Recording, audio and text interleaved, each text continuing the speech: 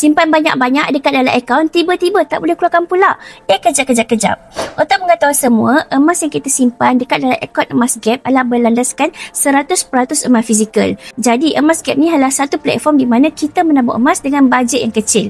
Bila dah cukup gram emas dekat dalam akaun Emas Gap, kita hanya perlu arahkan sistem untuk Pak Bigul hantarkan emas tu ke rumah kita dengan berinsurans. Sebagai contoh, emas dekat tangan Fiza ni adalah emas 10 gram. Macam mana Fiza dapatkan adalah dengan menabung emas dekat dalam akaun Gap sampai cukup 10 gram. Kemudian hanya play 10 gram ni dan Public Gold akan hantarkan ke rumah kita secara berinsurans.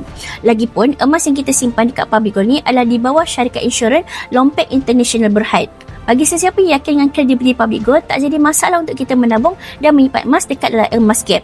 Once dah cukup gram emas dekat dalam akaun, boleh tukar kepada emas fizikal dan pegang sendiri. Itulah pesan Guru Fiza, emas yang terbaik adalah emas yang ada dekat tangan kita. Setakat ni, dah daripada 2 juta penyimpan emas yang menyimpan emas bersama Public Gold dan tak ada seorang pun yang tak dapat emas dekat tangan. Berminat untuk adakan emas dalam portfolio keuangan anda, boleh isi borang saya dekat bawah tu ataupun tonton video Fiza di pin untuk cara mula simpan emas. InsyaAllah Fiza akan bantu dan bimbing sebaiknya.